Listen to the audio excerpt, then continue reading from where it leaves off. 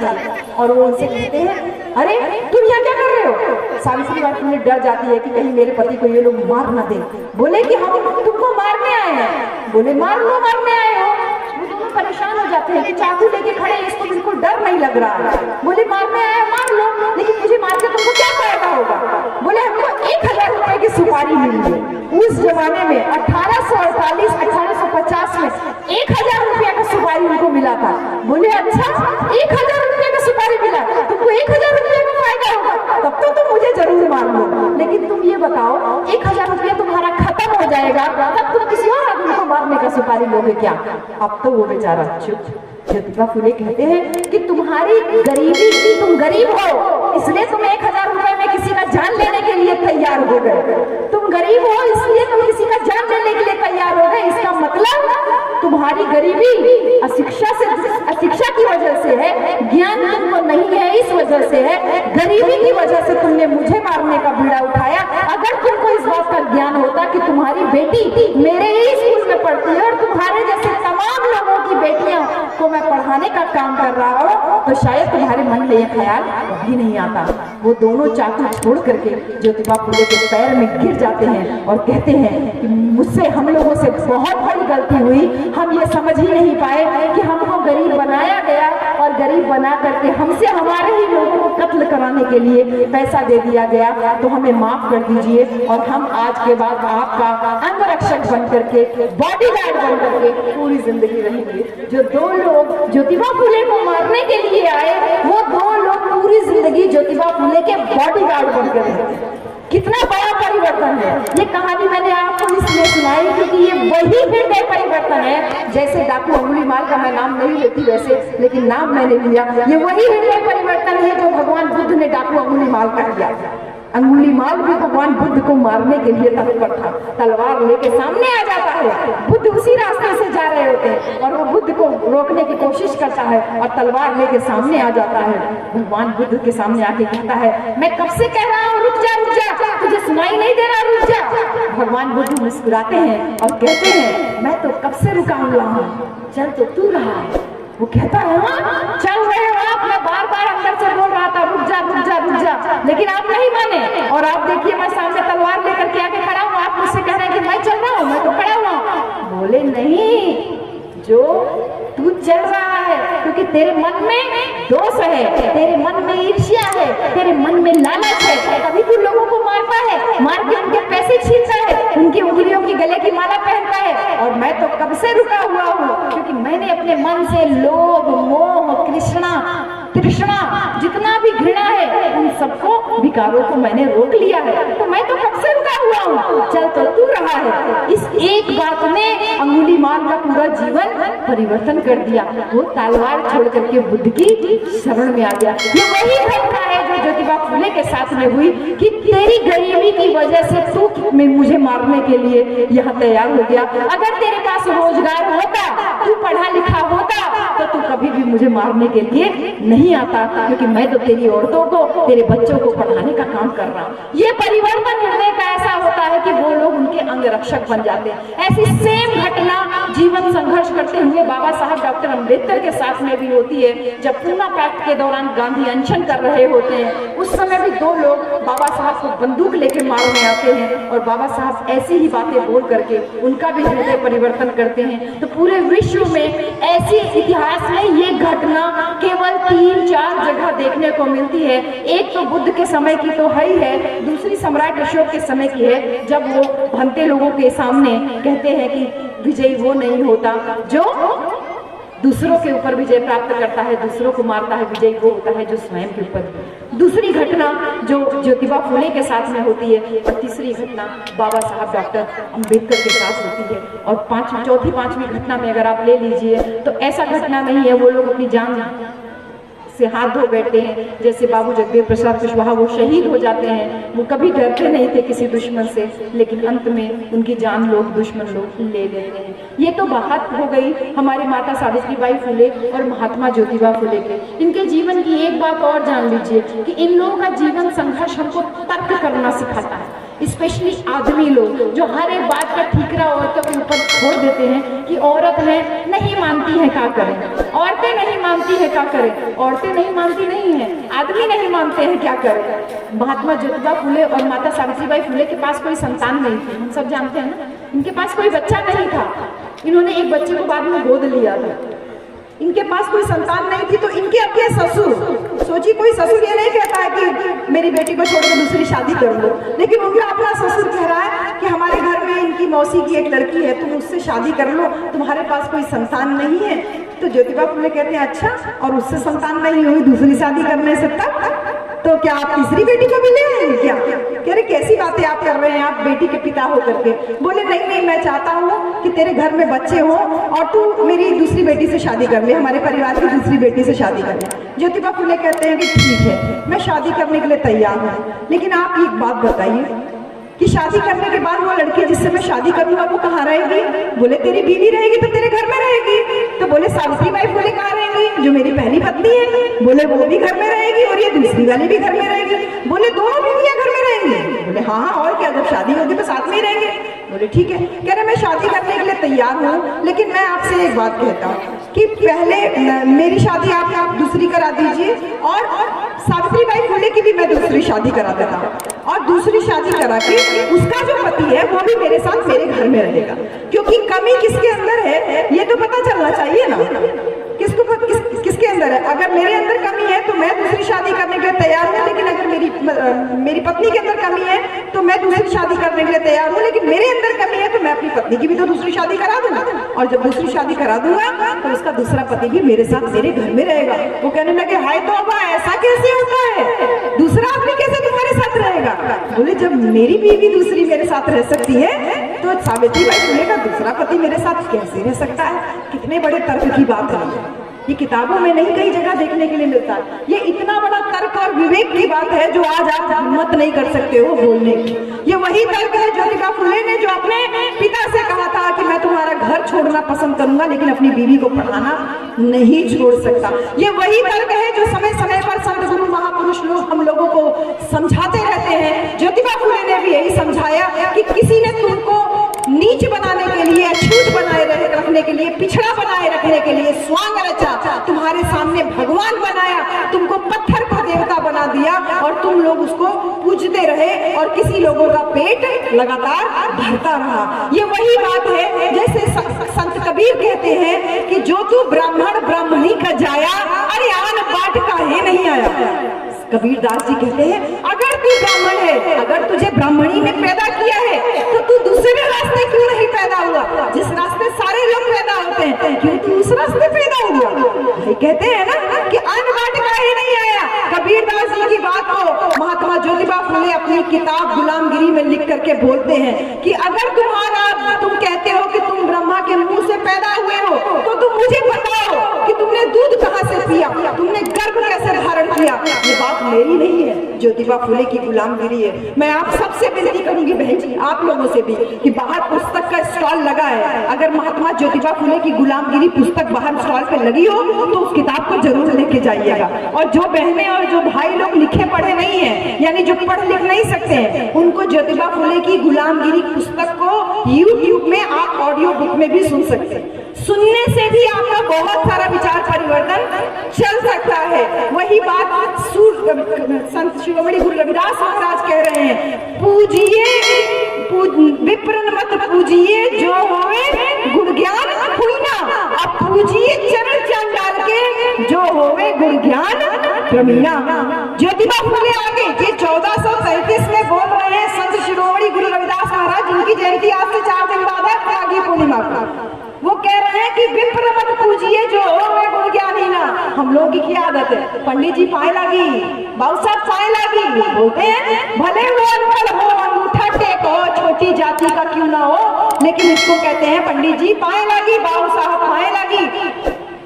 कबीरदास जी और संत शिरोमणि गुरु रविदास महाराज जी दोनों कह रहे हैं कि आप ऐसे ब्राह्मण को मत पूजिए जिसके पास गुण ज्ञान ही ना, जिसके पास ज्ञान नहीं हो, जिसके पास कोई गुण नहीं हो। अब पूजिए चरण चांडाल के जो होवे गुण ज्ञान प्रवीणा। चरण चांडाल के, चांडाल यानी नीचे नीची जाति के लोगों का पांव पूजिए, भले ही वो नीची जाति में जन्म हुए, लेकिन उनके पास अगर गुण ज्ञान से वो प्रवीण हो, यानी उनके पास ज्ञान का सागर हो। ये बातें हमारे महापुरुष हमको बोल के जा रहे हैं। बुद्ध वर्षों पहले बोल के गए, न जच्चा वसलो होती, न जच्चा होती चांडालो, कमन्ना वसलो होती, कमन्ना होती चांडालो। यानी कि जन्म से कोई वसलो यानी चांडाल नहीं होता, न जच्चा वसलो होती, न जच्चा होती चांडाल, न जच्चा होती ब्राह्मणों। जन्म से कोई ब्राह्मण नहीं होता, जन्म से कोई वसल यानी चांडाल नहीं होता।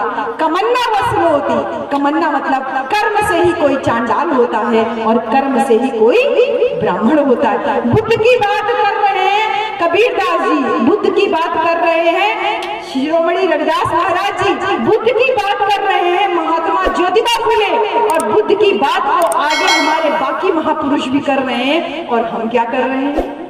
और हम क्या कर रहे हैं? हम क्या कर रहे हैं? कबीरदास जी ने कहा कि पाथर पूजे हरि मिले तो मैं पूजू पहाड़, और घर की चाची कोई न पूजे पीस खाए संसार। हम लोग पत्थर पे जल चढ़ा रहे हैं, फूल चढ़ा रहे हैं, माला चढ़ा रहे हैं, व्रत भी रख रहे हैं। लड़कियां तो पत्थर पे फूल चढ़ा करके अपने पति का लंबी उम्र का भी अपने अच्छे पति की भी कामना कर रहे हैं। वो कह रहे हैं कबीरदास जी कि पाथर पूजे हरि मिले तो मैं पूजू पहाड़। अगर पत्थर से भगवान मिलता तो मैं पहाड़ की पूजा करता ना, पहाड़ से ऊंचा पर्वत तो पत्थर तो कोई नहीं। और घर की चाची कोई ना पूजे। हमारी आजी बताती है, मेरी मम्मी भी बताती है कि सुबह 3:30 बजे उठती थी, तब वो चाकी चलाती थी, तब जाके पिसान घर में होता था, आटा होता था, तब घर में रोटी बनता था। और इतना बड़ा बड़ा चाकी घर में है, इसकी तो कोई पूजा नहीं कर रहा। और झूठ मूठ के पत्थर को हम लोगों ने जो है भगवान बना बना करके और उसकी पूजा कर रहे हैं। हमको समझाने के लिए सारे महापुरुष समय समय पर कह रहे हैं, वही समय समय पर जैसे ज्योतिबा फुले कह रहे हैं कि विद्या बिना मति गई, मति बिना गति गई, गति बिना नीति गई, नीति बिना धन गया, और धन के बिना ये शूद्र समाज गुलाम बना दिया गया। तुमको एक प्लानिंग के तहत गुलाम बनाया गया। तो गुलामी की जड़ में है बहन जी अशिक्षा। आज हम शिक्षित हैं तो बीएचयू में प्रोफेसर हो पाएगा। अशिक्षित नहीं होते तो माई दादा शादी ब्याह कर देते, तो 4 बच्चा पैदा करते, खाली वही उन्हीं लोगों का जीवन यापन करते और सोचते आदमी दारू पीता मारता पीता तो सोचते ये भगवान की नियति है, क्या करें। हाँ तो नियति है भगवान के बना वाले, क्या करिए। अब इतना तो झेले के है, इतना तो सोचे के तो ये भगवान की भाग्य, ई स्वर्ग, ई नरक देखल जाए अगला जन्म। और ये अगला जन्म के देख ले माई, जौन जन्म बा ये जन्म बा ना, तो ई जन्म के छोड़ के अगला जन्म के चिंता करे खातिर जौन स्वांग रचल गया ना, माथे तिलक, हाथ जप माला, और जग को ठगने के लिए स्वांग रच डाला। ये संत शिरोमणि गुरु रविदास महाराज की बात है। कहते हैं माथे तिलक लगाया और हाथ में जपने वाली माला ले लिया, और जग को ठगने के लिए ये पूरा स्वांग जो है वो रच डाला। ऐसा स्वांग रचा कि हम सब लोग उसी में ही उलझ के रह गए। और ऐसा उलझे कि खाली धर्म में ही नहीं उलझाए, उस धर्म के बाद जाति बनाए, और उस जाति में भी ऐसे उलझा दिए कि जाति पाति के फेर में उलझ रहे सब लोग। और जाति में रविदास मानुष जुड़ न सके जब तक जाति में जात, जो कह रहे हैं दो दोहा उनका एक साथ कंबाइन करके मैं बोल रही हूँ कि जाति जाति में जात है जू केलन को पार, और रविदास मानुष जुड़ न सके जब तक जात में जात, जात में जात पात के फेर में उलझ रहे सब लोग। इसी जात पात के फेर में उलझ रहे सब लोग, और लोगों को जुड़ना नहीं देना चाहता। ये जाति पाति का रोग, लोगों को जोड़ने से रोक रहा है ये जाति पाति का रोग। ये सारे संत गुरु महापुरुष हमको बार बार बता रहे हैं कि तुमको धर्म बताया गया, तुमको जाति बताई गई, तुमको नीच बनाया गया, और फिर एक दिव्य शक्ति बना दी गई, महायज्ञ कर दिया गया, बड़ा सा एक स्वांग रचाया गया, और उसमें आपको फंसाने के लिए किसी ने माथे पे तिलक और हाथ में कंठी माला लेकर के चलता गया। ये ऐसा स्वांग था कि इस स्वांग के ऊपर प्रहार करने के लिए बाबा साहब डॉक्टर अंबेडकर जब उनका जन्म होता है तो देखते हैं कि शिक्षा बिना मति गई। ज्योतिबा फुले की बात याद रखते हैं। जाति जाति में जात है, जू केलन को पात, रविदास महाराज की बात याद रखते हैं। भगवान बुद्ध का पंचशील याद रखते हैं। सम्राट अशोक का ये विजयी लाट याद रखते हैं। सम्राट अशोक का चक्र याद रखते हैं। सम्राट अशोक का 4 सिंहों वाला जो स्तंभ है उसको याद रखते हैं। और उसको याद करके ये कहते हैं कि इस देश में जो पैदा हुए हम लोग हैं, हम लोगों ने खेतों में मेहनत किया बहन जी, हमने खेतों में मेहनत किया, खून पसीना लगाया, तब इसमें सरसों उगी, इसमें गेहूं उगा, चावल उगा, धान उगा।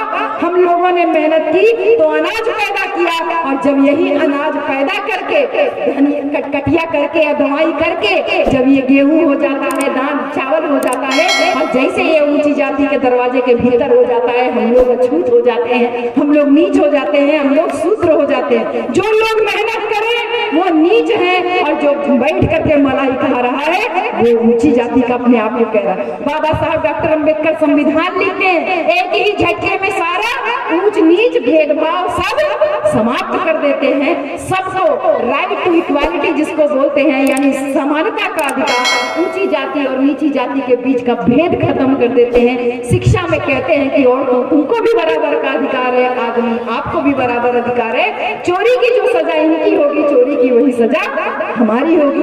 एक बराबर हमको संविधान देते हैं। और उसके बाद भी बाबा साहब को आज हम लोग क्या कहते हैं, दलितों के मसीहा। अरे वो तो महारों के नेता थे, वो तो अछूतों के नेता थे, ऐसा बोला जाता है बहन जी। हमारी महिलाएं बाबा साहब का नाम लेने से घबराती हैं। बाबा साहब का मतलब अरे नीच, दरिद्र, अछूत, ये दिमाग में है। बाबा साहब इस बात को 1956 में समझ गए थे कि मैं इतना बड़ा संविधान लिखा, लेकिन फिर भी मुझे नीच कहा जाता है, अछूत कहा जाता है। हाँ, ये क्यों हो रहा है? क्योंकि हम जिस जाति में पैदा हुए, ये जाति हमको नीच बना के रखी है। और ये जाति किसकी वजह से? इस हिंदू धर्म की वजह से। यानी जाति की जड़ में ये धर्म है। हमारे अगर यहाँ पे तेजस्वी भैया अगर मुख्यमंत्री बन गए, या लालू यादव जी जब मुख्यमंत्री बने थे, तो ये लोग क्या बोलते थे? क्या बोलते थे? अरे अहिर की तो बुद्धि ना होला, इनका राजोज करिए। हमारे कर्पूरी ठाकुर जी जब बिहार के मुख्यमंत्री बने, तो इन लोगों ने क्या नारा दिया था? अरे कर्पूरी कर्पूरा छोड़ो गद्दी थामो उस तरह, यही बोले थे। राम नरेश यादव जी उत्तर प्रदेश के मुख्यमंत्री बने, बोला गया राम नरेश यादव वापस जाओ, जाके अपनी भैंस चराओ। बताइए बहन जी, हम मुख्यमंत्री बन गए, बोले भैंस चराओ। हम मुख्यमंत्री बन गए, बोले जाओ जाके नाई का काम करो। वो कर्पूरी ठाकुर जो बिहार में 3 बार मुख्यमंत्री रहे, वो बाबू जगदेव प्रसाद कुशवाहा जो कि पहली बार जब मैट्रिक पास किए, पहली बार जब हाई स्कूल पास किए पहले दर्जा में बेटे, उस जमाने में कोई हाई स्कूल नहीं पास हो पाता था, पहले दर्जा में हाई स्कूल पास किए। उनके पिताजी बड़े खुश होकर उनको सफेद रंग का सफेद नया धोती, कुर्ता, गमछा, जूता पहन करके उनको कहे कि जाओ आगे पढ़ने के लिए। तो जब वो गांव के जमींदारों के सामने से निकल रहे थे, जमींदारों के घर के सामने से एक फलनवा ऐसी जाति का नाम लेके बोल रहे हैं, ए देखा एक इतना झाड़ के कपड़ा पहिरत है, इतना नीक से कपड़ा पहिरत है, इन्हन के आज इतना औकात, मैट्रिक पास कर लिया तो क्या, लेकिन तेरी हैसियत और औकात तो इतनी होगी। ये बात जब उनके कान में पड़ती है ना, तो उसी समय से क्रांति का बिगुल बजता है। वैसे ही कर्पूरी ठाकुर जब हाई स्कूल पास करते हैं, तो उनके पूरे घर खानदान में पहला आदमी जो होता है कि वो मैट्रिक पास किया होता है। उनके पिताजी उनको ठाकुर के यहाँ दरवाजे पे ले जाते हैं, जमींदार के दरवाजे पे, कहते हैं आज मेरा बेटा मैट्रिक पास कर लिया है। तो ठाकुर साहब अपना पैर ऐसे आगे कर देते हैं, अच्छा मैट्रिक पास कर लिया, मैट्रिक पास कर लिया तो क्या, चल चर्च के गोड़ दबाओ, गोड़ दबाओ। मतलब हाई स्कूल पास करने के बावजूद ऐसा गोड़ अपन आगे कर देते हैं कि पास कर लिया तो क्या, चल चल करके गोड़ दबाओ। ये बात बाबा साहब डॉक्टर अंबेडकर 1956 में समझ गए थे कि उत्तर प्रदेश में जब मुख्यमंत्री बनती है बहन जी, बहन कुमारी मायावती जी, तो वो कहते हैं अरे चमैया बैठ गई, चमैया राज गई, चमैया के पांव छुए पड़े। यानी कि बाबा साहब समझे कि हम कितना भी बढ़ जाए, चाहे जितने ऊंचे पद पे पहुंच जाए, हमारी योग्यता हमारी जाति से आती जाए। तो बाबा साहब समझे कि हम नीच हैं इस जाति की वजह से, और ये जाति है इस धर्म की वजह से। तो अगर सम्मान चाहते हो तो इस जाति को छोड़ना होगा, और इस जाति को छोड़ना है तो इस धर्म को छोड़ना होगा जिसने आपको हमको हमको नीच बना के रखा और हम सबको बुद्ध की शरण में लेके गए, क्योंकि बौद्ध धर्म की यही पहचान, मानव मानव एक समान। हमको आपको भगवान बुद्ध की शरण में लेके गए, लेकिन बाबा साहब जानते थे ये समाज बड़ा भोला भाला है।